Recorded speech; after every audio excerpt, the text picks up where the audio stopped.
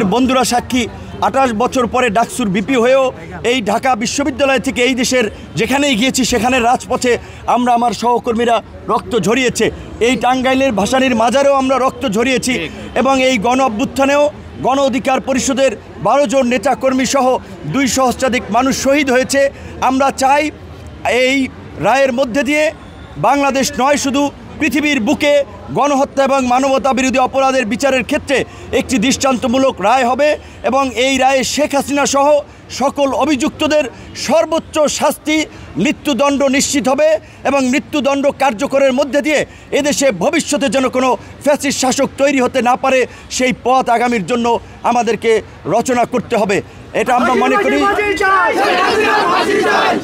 এর আগেও বিভিন্ন বক্তব্যে বলেছি এই দেশের মানুষ এই 24-এর গণ অভ্যুত্থানের পূর্বে গত 3 দশক ধরে 90 থেকে 24 পর্যন্ত দুটো বড় রাজনৈতিক দলের বলয়ে রাজনীতি করেছে, হয় আওয়ামী লীগ না হলে বিএনপি। আর যে সমস্ত ছোট দল ছিল ওই আওয়ামী লীগ বিএনপির বলয়কে কেন্দ্র করেই ছিল।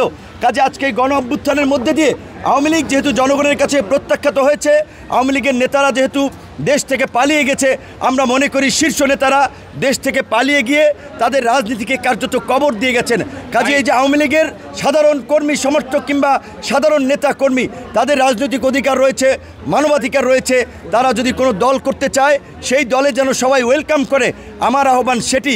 কিন্তু কেউ যদি একটা ছদ্মবেশ ধারণ করে অন্য দলে ঢুকে আওয়ামী লীগের এজেন্ডা বাস্তবায়ন করতে চায়, সেটাও সেই সমস্ত দলকে সতর্ক থাকতে হবে। কারণ ইতিমধ্যেই আমরা কিছু জায়গায় দেখেছি রাতে দিনের বেলা অন্য দল করে, রাতে আওয়ামী লীগের গোপন মিটিং করে আগামী নির্বাচনকে বানচাল করার জন্য, নাশকতা করার জন্য এই ধরনের দুর্বৃত্তদেরকে যেন আবার কোনো দলে জায়গা না দেওয়া হয় সেই বিষয়ে আমরা সতর্ক করছি। দুর্বৃত্তদের জায়গা কারাগার, জেলখানা। ধন্যবাদ।